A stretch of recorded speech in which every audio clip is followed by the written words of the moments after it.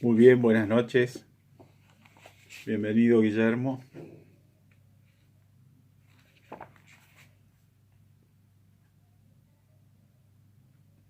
Se ve al revés, pero bueno, esta es la portada del libro.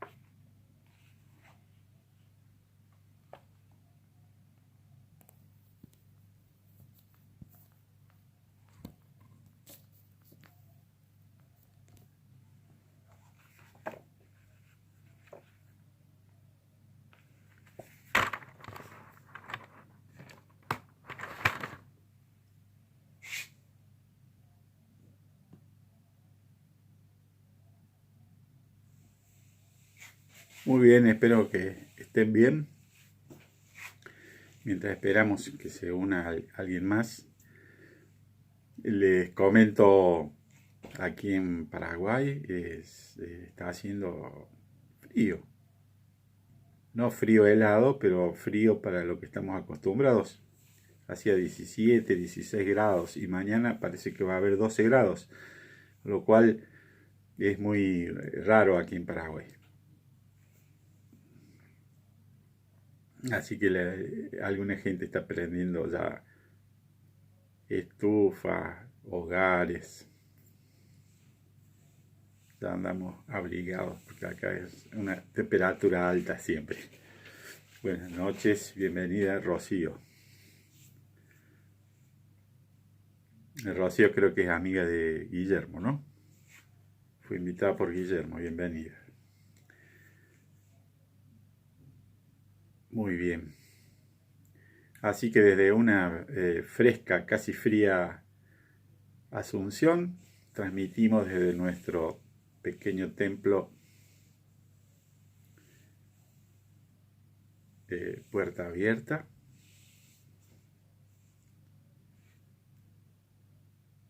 Bienvenida, boa noite, Eliana, boa noite. No sé decir mucho más en portugués. Muy bien, a ver cómo andamos de hora. 8:32.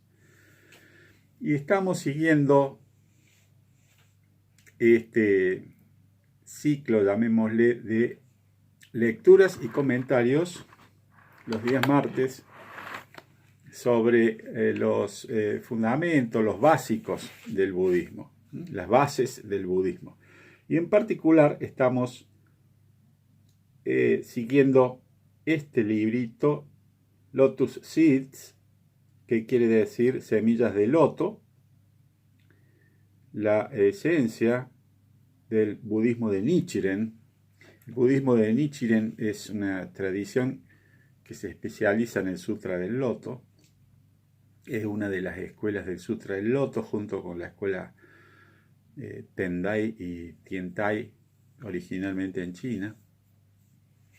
Y considera el Sutra del Loto como la enseñanza suprema del Buda, lo que enseñó al final, y por lo tanto, de acuerdo a un ordenamiento que hizo el gran maestro Xi, o también llamado gran maestro Tiantai, porque era de esa escuela, según él hizo una cronología, un ordenamiento de los sutras, y estudiando desde varios ángulos, y llegó a la conclusión de que el Sutra del Loto es la enseñanza última, suprema, final, la enseñanza ya tal como es prácticamente. Y en todos los sutras anteriores el Buda había estado preparando a la gente y también esperando el momento propicio. porque también hay un análisis no solo desde la capacidad de la gente, sino también del tiempo correcto. Y el maestro Nichiren en el siglo XII en Japón, él se estudia en un templo de la escuela Tendai, y después de ordenarse como monje, él empieza a recorrer templos en Japón, buscando leer, estudiar la mayoría de los sutras. A ver, su planteo era cuál sería el sutra definitivo, pues no se pueden estudiar todos los sutras, y se planteaba a sí mismo qué pasa que en Japón hay tanto desastre. Recordemos, el siglo XII era una época de convulsiones sociales, guerras internas, batallas, rebeliones, pero también había desastres naturales, sequías, plagas, terremotos, una serie de cosas habían estado pasando que hicieron que este monje se planteara si estamos siguiendo el budismo como religión y práctica principal en Japón, ¿a qué se deben todas las calamidades que están ocurriendo? Entonces él llegó a la conclusión de que todo eso ocurría a consecuencia de que se había desviado la enseñanza original del Buda hacia otras enseñanzas, se había degradado, y entonces lo que él quiso no era fundar una escuela nueva, sino él quiso restaurar la intención original del Buda. Y como llega a la conclusión de que el Sutra del Loto es la enseñanza suprema y que enseñó al final, dice, bueno, tenemos que seguir el Sutra del Loto. Ahora, ¿qué pasa? El Sutra del Loto tiene 28 capítulos, es muy largo, y no era accesible para la gente común. La mayoría no sabían leer ni escribir.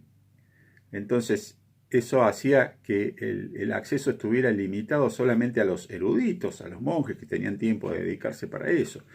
Entonces Nichiren se plantea que no puede ser que solamente eso esté circunscripto a los monjes, y que debía posibilitar el acceso de todo el mundo a esa enseñanza. Bueno, en esa época también estaba en auge la escuela de la tierra pura, que postulaba una práctica muy sencilla, que era la recitación del nombre del Buda Amida. Entonces eso lo hacía de fácil práctica para todo el mundo, no solamente para los eruditos. Entonces, aunque no lo dice Nichiren, desde mi punto de vista, ocurre que también en su perspectiva está que él debía encontrar una forma fácil, y así como la tierra pura plantea la recitación del nombre del Buda Amida o Amitabha, él planteó finalmente la recitación del título del Sutra del Loto como una forma de contener en esa recitación todos los méritos del Sutra del Loto. El Sutra del Loto es la enseñanza suprema. No se puede enseñar así a todo el mundo, los 28 capítulos, es muy largo, es complicado, hay que explicarlo. Bueno, entonces, ¿cómo hacemos para transferir todos los méritos que el Sutra del Loto dice que contiene la lectura de ese sutra? Entonces, en varios pasajes, el sutra mismo dice que leer una sola palabra o frase del sutra tiene inmensurables méritos. Bueno, la cuestión es que Nichiren llega a la conclusión, después de mucho meditarlo, mucho practicar, y me imagino pensar cómo resolver este problema, llega a la conclusión de que la recitación del título del sutra es lo que contiene todos los beneficios que están dentro del sutra. El sutra se llama Sutra de la Flor de Loto del Dharma Maravilloso. Eso es Sadharma Pundarika Sutra en sánscrito. Y en chino, eso se traduce al chino y se escribe, no le voy a decir que se pronuncia porque no sé si se pronuncia así tal cual, porque el chino es más complicado, miao fa lien hua chin, así se escribe. Y la pronunciación japonesa de eso es myoho renge kyo. Entonces, lo que instaura Nichiren es la recitación de myoho renge kyo, antecedido por Namu, que la U se pronuncia casi aspirada, digamos, Namu, Namu, o sea, casi no se pronuncia y en algunos lugares de Japón es muda, digamos. Entonces, en lugar del Namo, que es como se dice en Japón, o Namas, como se dice en sánscrito, Namo se dice en China. En lugar de Namo o Namas o Nama, que se dice en sánscrito, él instaura el Namu. Entonces, la pronunciación de lo que se escribe en chino y se pronuncia Namo, Miao Fa Lien Hua Chin, él, al leerse en japonés esos mismos caracteres, se pronuncia Namu Myoho Renge Kyo. Entonces, Myoho Renge Kyo quiere decir Sutra de la Flor de Loto del Dharma Maravilloso, que en la práctica se reduce, para no decirlo tan largo, como simplemente Sutra del Loto. Entonces, la recitación de Namu Myoho Renge Kyo significa honrado sea o me devociono a el Sutra del Loto. En resumen, ¿no? Me devociono honrado sea el Sutra del Loto. Bueno, eso es como introducción, porque ahora el tema de hoy se llama los 3 dharmas secretos, también traducido como leyes. El dharma también algunos lo traducen como ley, o sea, la gran ley de causa y efecto, la gran ley al cual el Buda se iluminó y después en su enseñanza trata de que nosotros nos despertemos a esa ley, y entonces la enseñanza también se llama Dharma porque apunta al Dharma. El Dharma es la ley y el Dharma como enseñanza apunta a la ley, por eso se le llama Dharma.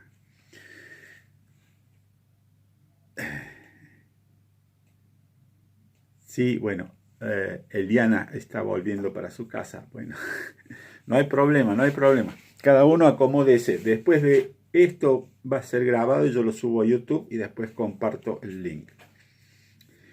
Entonces, lo que vemos hoy es los 3 dharmas secretos. También algunos lo traducen como las 3 leyes secretas. Los saludo formalmente. Namu Myoho Renge Kyo. Namu Myoho Renge Kyo. Namu Myoho Renge Kyo. Bienvenidos.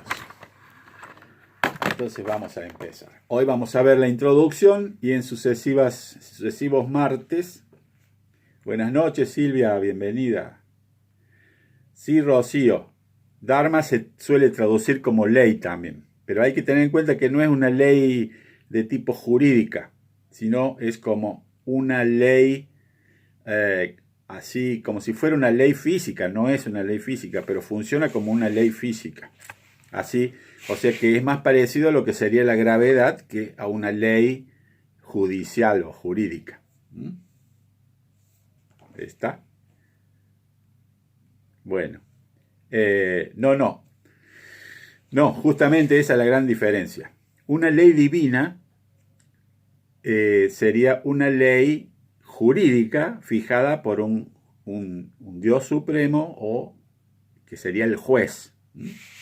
En cambio, la ley del budismo es como una ley física. No hay un juez, sino que funciona como la ley de gravedad. La ley de gravedad, si usted tira algo para arriba, va a caer.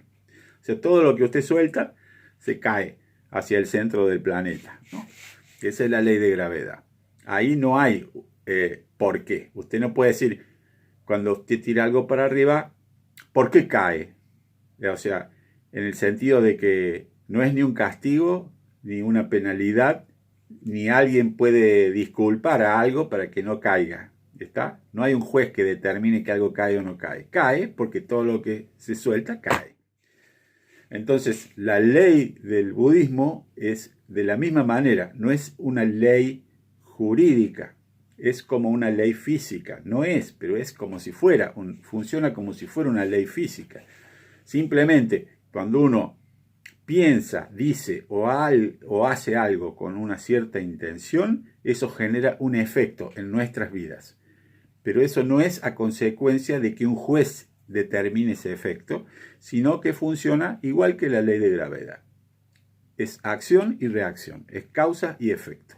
Ahí no hay nadie que disculpe, perdone o que tenga alguna razón oculta para que nosotros recibamos un efecto. Es simplemente el efecto el efecto de la causa que nosotros hacemos, realizamos. Por eso karma quiere decir acción.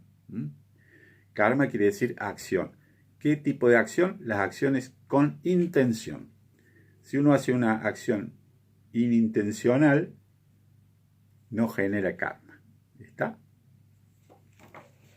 O sea, si uno hace mal sin intención, no genera un karma negativo.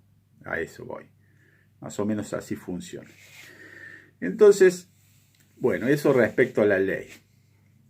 Sí, la gente suele confundirse, eso da confusión, por eso yo prefiero decirle directamente Dharma y no hablar de ley. Entonces, Nichiren postula los 3 dharmas secretos. Y esto dice en este libro, Semillas de Loto, preparado por el reverendo Rywei McCormick de Estados Unidos, del Templo San José en San Francisco, y supervisado por el abad del templo. Entonces aquí está la esencia del Sutra del Loto, el budismo, sus bases, y luego se entra directamente en la visión del budismo o la práctica, el Buda, las intenciones del Buda desde el punto de vista del Sutra del Loto. Entonces, entrando en esa parte, arribamos a lo que dice la escuela de Nichiren. Les recuerdo que nosotros somos una escuela Zen no sectaria. ¿Qué quiere decir no sectaria? Que no seguimos una línea dogmática o una línea de práctica de alguna escuela establecida de Zen, sino que tomamos la práctica original del Zen, que es simplemente la mente abierta, sin un método rígido para todo el mundo, o sea, una puerta, sin un método rígido. Enseñamos las generalidades solamente para apuntar a que veamos las cosas como son a través de la práctica meditativa. Apuntamos directamente a la mente. Y todas las enseñanzas las utilizamos como señales, como medios hábiles que nos ayudan a poder luego mirar directamente a la verdad sin tener nada dogmático de por medio, ¿no? Ni tampoco un método fijo. Hay distintas visiones de las escuelas Zen. Nosotros no estamos alineados con eso. Simplemente la actitud Zen de más allá de las palabras, directamente a la mente. Entonces, en ese sentido, nosotros usamos un montón de otras prácticas, o sea, la práctica en la vida cotidiana como práctica Zen también, para trasladarlo a la vida de todos los días. Y usamos un par de abordajes de otras escuelas, como son la escuela de Nichiren, que es lo que estamos viendo, y la escuela de la tierra pura, pero siempre desde el contexto Zen. Siempre el contexto Zen. Las enseñanzas son dedos que señalan a la luna. La verdad es la luna. El Dharma original es la luna. Todas las enseñanzas, todas las teorías, las ideas, las doctrinas son dedos que apuntan a esa verdad. Entonces, no perdemos demasiado tiempo discutiendo, porque si no, ahí hay posiciones de distintas escuelas, pero no nos interesa entrar en eso. Nos interesa simplemente tratar de mirar hacia dónde señalan las enseñanzas. O sea, a la iluminación, que es lo que señala todo el budismo. Algunos por etapas, otros súbita, otros a través de un paso intermedio, como es renacer en la tierra pura. Y nosotros tratamos de poner en práctica esa visión de mirar hacia la verdad. Entonces vamos a ver qué es esto de los tres grandes dharmas secretos de Nichiren. Entonces, hasta este punto, en las reuniones y clases anteriores, hemos cubierto las ideas subyacentes en el budismo de Nichiren, incluyendo las tres verdades del no dualismo. El concepto de Ichinen Sansen, que quiere decir 3000 mundos en cada instante del pensamiento, o 3000 mundos en cada instante, es el más importante de todos los conceptos. Porque si todos los mundos están contenidos en cada momento de atención, de conciencia, entonces cada momento es potencialmente en el cual nosotros despertamos al mundo de la budeidad. Los 10 mundos, les recuerdo que son 10 estados de la mente. Infierno, hambre, animalidad, ira, tranquilidad o humanidad, y el sexto, cielo o felicidad. Y luego los estados superiores, que son el de los discípulos, los autorrealizados contemplativos, los bodhisattvas que desarrollan la compasión, y finalmente el mundo o estado de la budeidad. Esos 10 estados se contienen, a su vez, son mutuamente incluidos. Es decir, el estado de infierno tiene a su vez los 10 estados. El estado de hambre o codicia tiene a su vez los 10 estados. El estado de animalidad tiene a su vez los 10 estados. ¿Está? Es posesión mutua, se llama. Eso hace que uno tenga una cierta tendencia de vida, que sería el estado básico, llamémosle, y dentro de ese estado básico se van a manifestar los 10 estados. Entonces nuestra práctica, si la pueden ver como una práctica hacia mejorar nuestro estado de base, de tendencia. Desarrollando la compasión, podemos procurar instaurar en nuestro estado mental, nuestra forma de vida, el bodhisattva, aquel que busca su liberación y su iluminación, pero a la vez tratando de ayudar a los demás a que también lo hagan. Es decir, no es una búsqueda para uno, sino una búsqueda altruista que implica y contiene a todos los demás. Entonces, estableciendo ese estado básico en nuestras vidas, los 10 estados se van a manifestar de manera tal que los estados básicos, por ejemplo el de infierno, que es lo que representa el sufrimiento, en un estado básico alto, como el de Bodhisattva, el sufrimiento es prácticamente una fracción de lo que podría ser el sufrimiento en un estado simplemente de humanidad, y ni qué hablar si nuestro estado básico es el sufrimiento. O sea, la gente que vive constantemente sufriendo, uno no sabe por qué, pero sufre, o sea, ve todo negro y está sufriendo. Ese es un estado básico de sufrimiento. Dentro de ese estado, cuando surge el sufrimiento, porque aparece alguna razón más fuerte para sufrir, ese infierno es muchísimo más negro, más doloroso, más sufriente. En cambio, cuando aparece el sufrimiento en el estado de Bodhisattva, es mucho más liviano, mucho más llevadero, es mucho más fácil salir, reconocerlo y seguir adelante. Espero que entiendan eso, pero bueno, eso está en alguna clase anterior sobre los 10 estados. Esos 10 estados están poseídos mutuamente, son 10 por 10, son 100, son 10 mundos o 10 estados potenciales.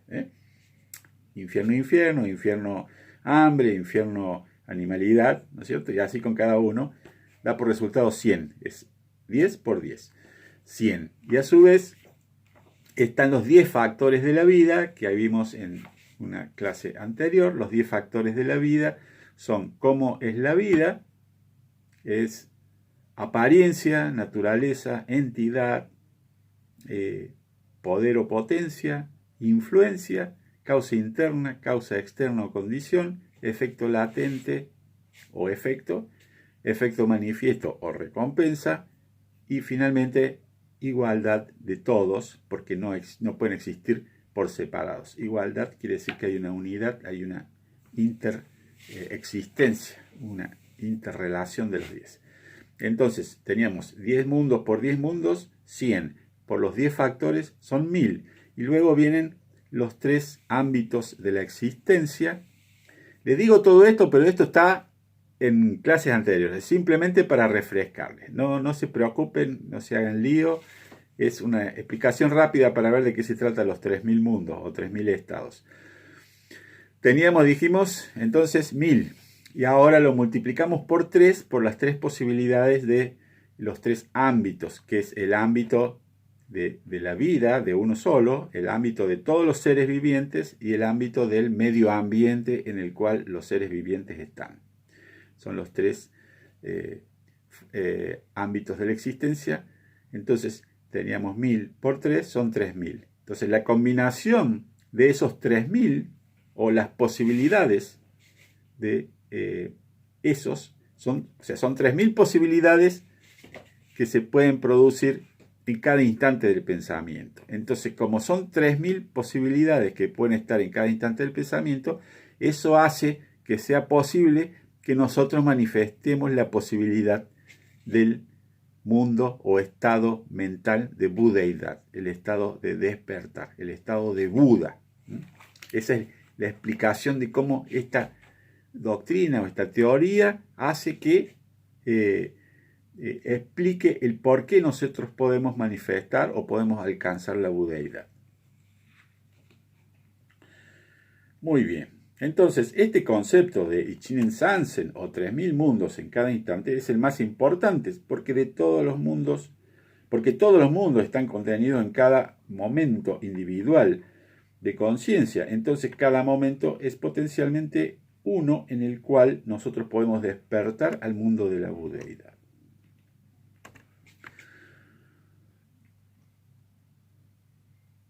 Entonces, pero digamos, para que esto nos ayude debe haber alguna manera de que hagamos que este potencial se haga realidad. Entonces, la convicción de Nichiren fue que, dado que la enseñanza de Ichinen Sansen, de estos 3000 mundos en cada instante, era verdadera, entonces debía haber una forma para que toda la gente alcance la budeidad. Entonces, para poner esta percepción, este insight de los 3000 mundos en práctica, Nichiren enseñó los 3 grandes dharmas secretos. Los 3 son los siguientes. El foco esencial de reverencia o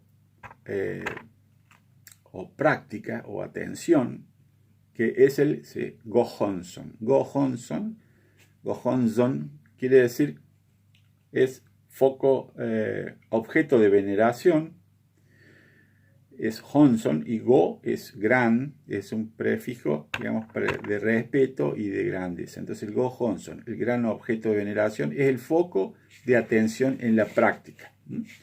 Todas las escuelas tienen un Gohonzon propio, aunque no lo reconozcan o no lo definan, pero es la estatuita ante la cual nosotros realizamos nuestras prácticas, nuestras ceremonias, o cuando meditamos y tenemos una estatua, un altarcito, ahí está el Gohonzon, ese es el Gohonzon.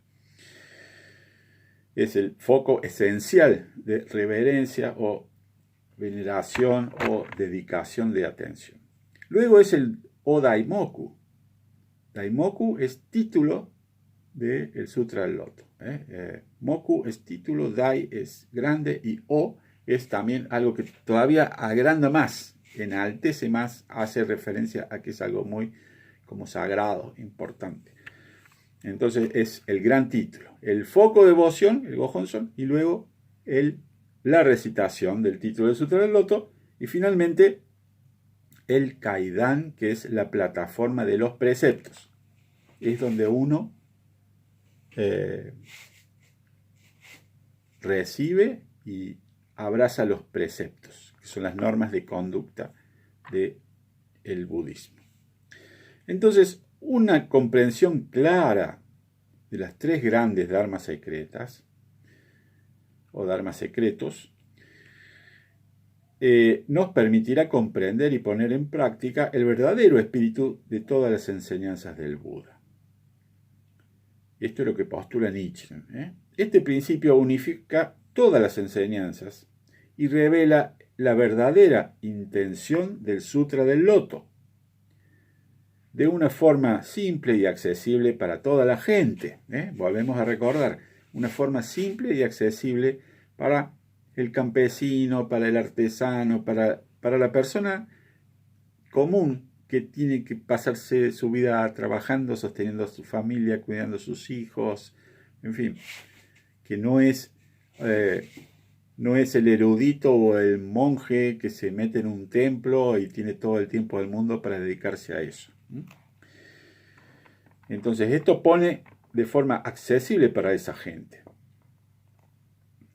En su obra principal de Hongyo, el maestro Nichiren escribió estas cosas sobre las tres grandes dharmas secretos. Dice, al estilo de todas las obras de los maestros, hay alguien que pregunta y otro que responde. Entonces la pregunta es, ¿hay algunas enseñanzas que Tiantai, o sea, el maestro... Buenas noches, Marcelo. ¿Hay algunas enseñanzas que el maestro Tiantai y el maestro Dengyo no propagaron? Tiantai es CI, es el mayor exponente de la escuela Tiantai. Y Dengyo fue quien introdujo la escuela Tiantai en Japón y le puso por nombre Tendai, que es la forma de llamar Tiantai en japonés. Entonces, acá Nichiren escribe como que alguien le pregunta, ¿hay alguna enseñanza que estos maestros no enseñaron? Estos grandes líderes del Sutra del Loto, de la transmisión del Sutra del Loto. Entonces la respuesta es sí, hay. Pregunta, ¿y cuáles son esas verdaderas enseñanzas?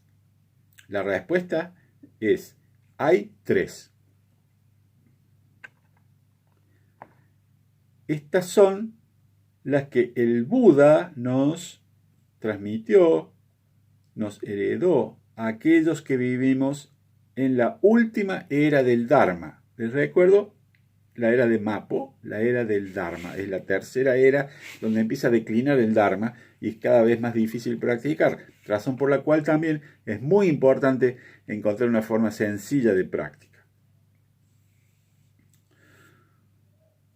Son verdaderos dharmas que los maestros tales como Kashyapa, que fue el primer heredero de la práctica Zen, según la tradición Zen, Ananda, el primo de Buda, que tenía una gran memoria, Asvagoya, otro maestro sucesor, Nagarjuna, uno de los más grandes eruditos académicos, todos esos de la India, y a partir de Tiantai, ya en China, y Dengyo de Japón, dice, no propagaron. O sea, son dharmas verdaderos que maestros tales como esos maestros no propagaron. Y entonces, ¿en qué consisten?, pregunta el interlocutor. La respuesta.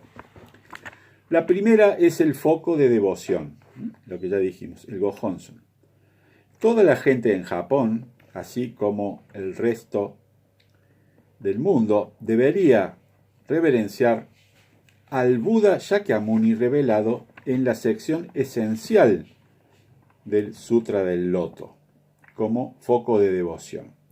O sea que la estatua o el pergamino, el mandala, para Nichiren debe representar al Buda eterno que es revelado en el capítulo 16 del Sutra del Loto, que nosotros recitamos en nuestra liturgia del Sutra del Loto.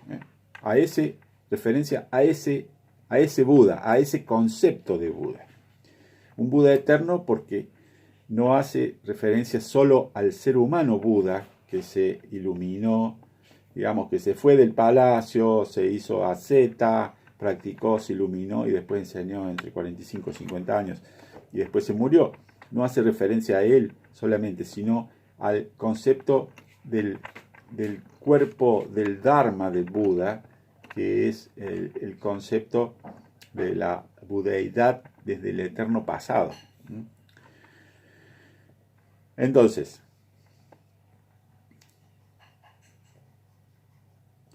él dice, es decir, el foco de devoción debe ser el Buda Shakyamuni.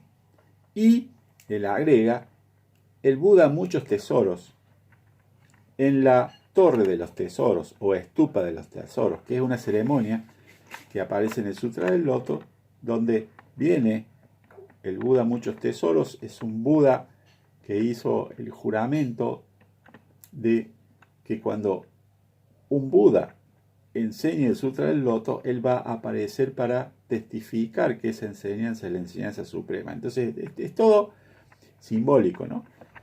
Entonces, se dice en el Sutra del Loto que el Buda está en el monte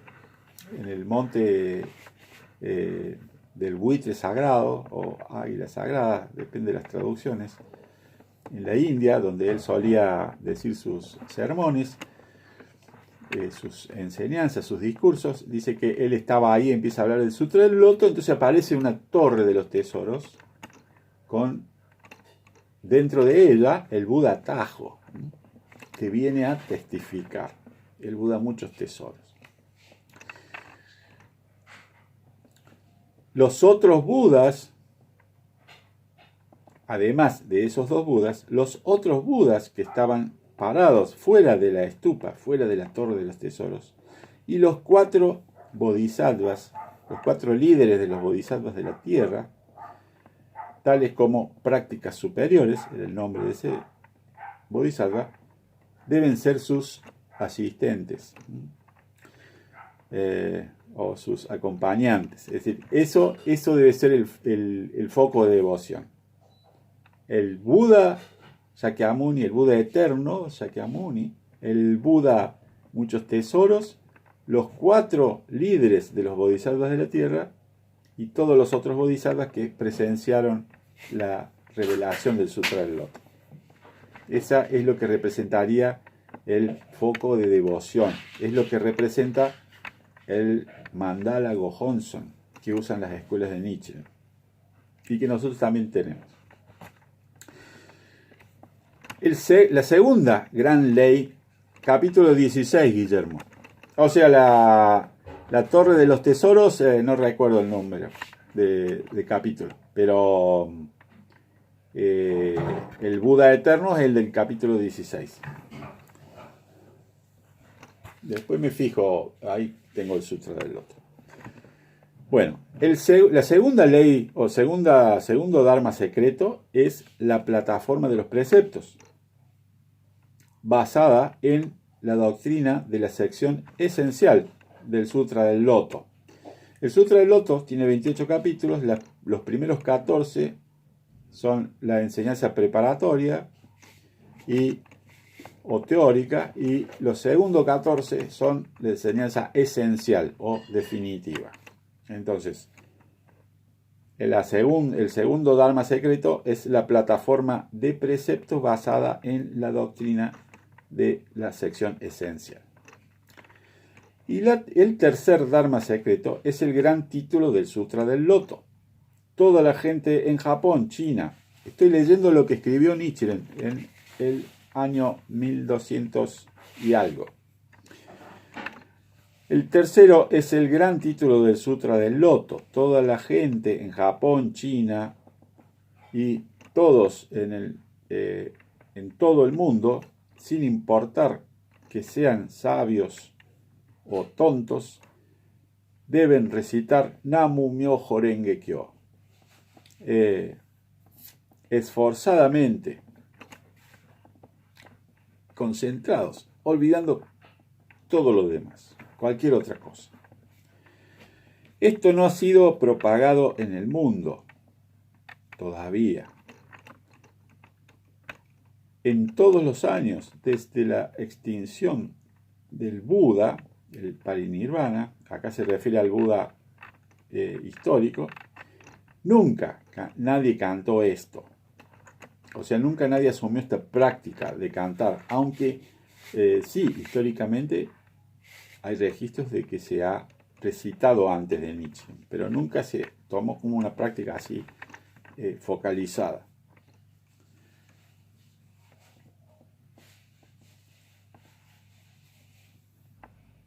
Yo, Nichiren, solo he estado cantando Namu Myoho Renge Kyo, Namu Myoho Renge Kyo, sin escatimar mi voz.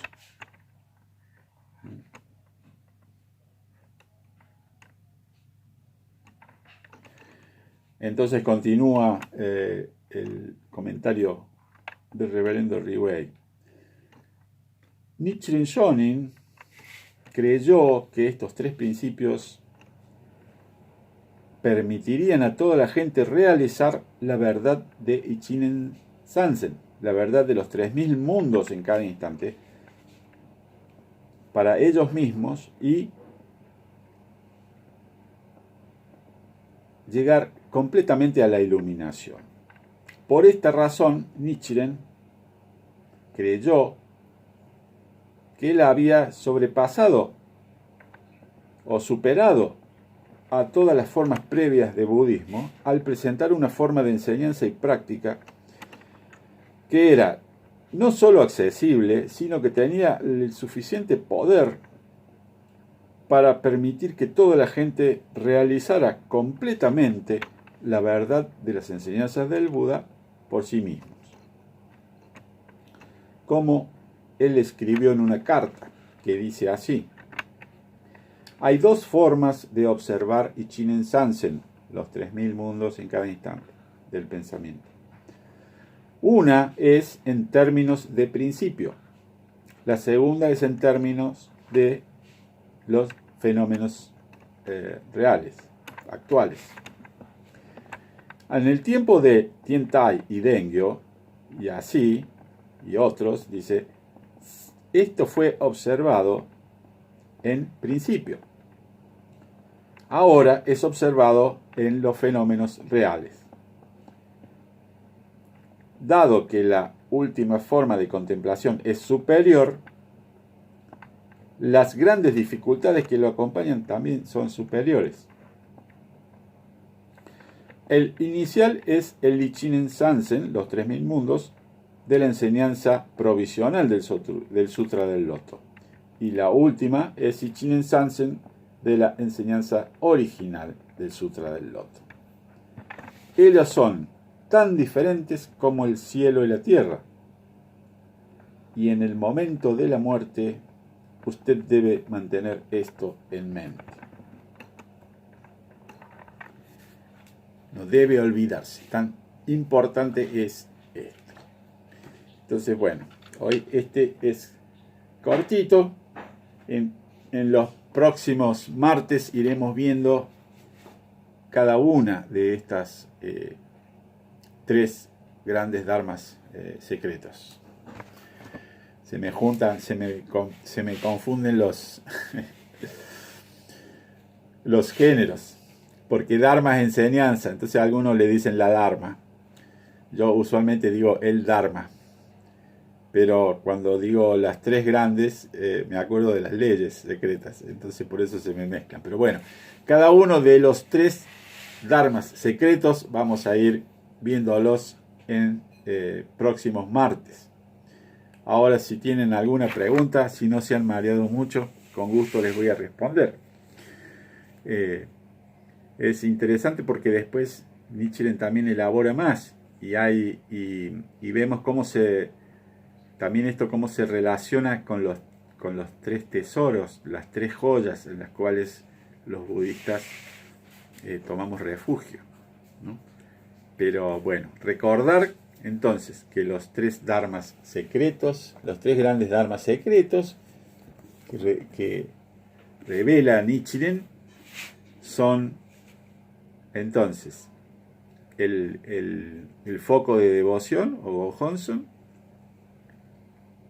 la recitación, el título del Sutra del Loto y su recitación, y la plataforma de los preceptos o Kaidan. Plataforma de los preceptos es donde los monjes y los laicos también, digamos, se convertían al budismo. Se le llama plataforma de los preceptos.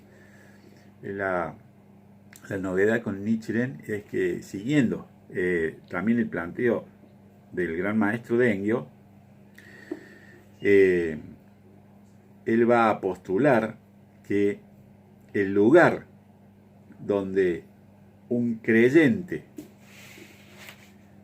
del Sutra del Loto hace la recitación del Sutra del Loto, ese lugar es una plataforma de preceptos. No hace falta que el gobierno designe un lugar especial. Cuando uno recita el Sutra, ese es un lugar de plataforma de los preceptos. Es muy interesante. Ahora le voy a confirmar, Guillermo, su pregunta sobre el capítulo de la Torre de los Tesoros.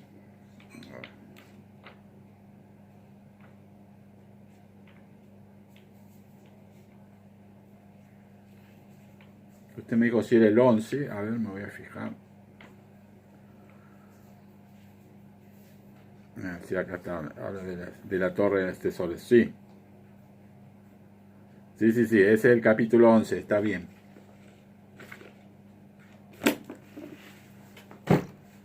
Bueno, muchas gracias por haber acompañado, los dejo libres y cualquier cosa, ya saben, me escriben y yo voy a procurar responderles en la próxima reunión.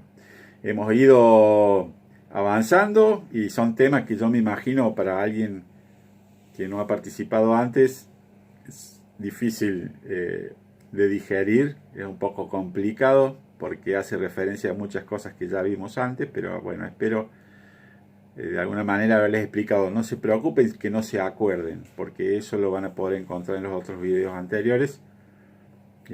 Todo esto está grabado, está en el canal de YouTube, o sea que se puede uno remontar al inicio. Y probablemente las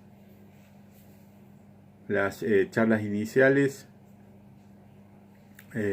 con las que comencé este ciclo, explicando un poquito nuestra posición de qué es lo que buscamos con la práctica. Bueno, eso probablemente lo vuelva a repetir. Una vez que termino con este libro, seguiremos viendo, vamos a ver el Sutra del Corazón también. Vamos a ir eligiendo algunos temas que le van a servir para la práctica. Pero lo más importante de todo para nosotros es apuntar a la mente, es la práctica en sí. O sea, la práctica en sí, las formas meditativas de meditación silenciosa o de recitación del Daimoku, o sea, del título del Sutra del Loto, o de recitación del nombre del Buda Amida. Esas formas son la parte más importante. La práctica meditativa, el seguir unos principios éticos, que son los 5 preceptos, y la apertura mental, tener la mente abierta, libre de prejuicios, libre de ideas, libre de intelectualizaciones, para tratar de ver la verdad tal como es. En el momento que nosotros nos abrazamos a alguna idea, ahí cerramos la puerta para ver las cosas como son. Entonces, lo principal son esas 3 cosas: la disciplina ética, la práctica meditativa y la práctica de abrir la mente para ver las cosas como son, lo cual se llama sabiduría. Esos son los 3 más importantes hechos. La práctica ética implica nuestro comportamiento propio, digamos, y también en nuestra relación hacia los demás, y no solo a los otros seres humanos, sino hacia todos los seres.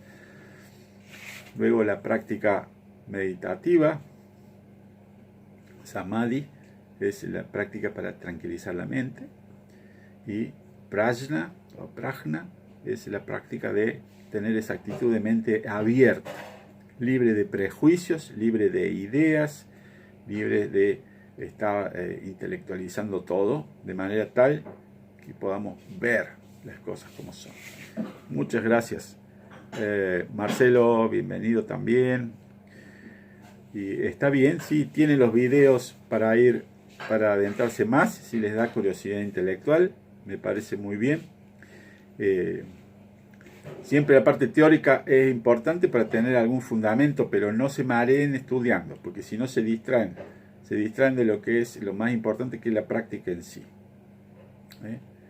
Muy bien, buenas noches, que descansen, muchas gracias de nuevo. Namu Myoho Renge Kyo.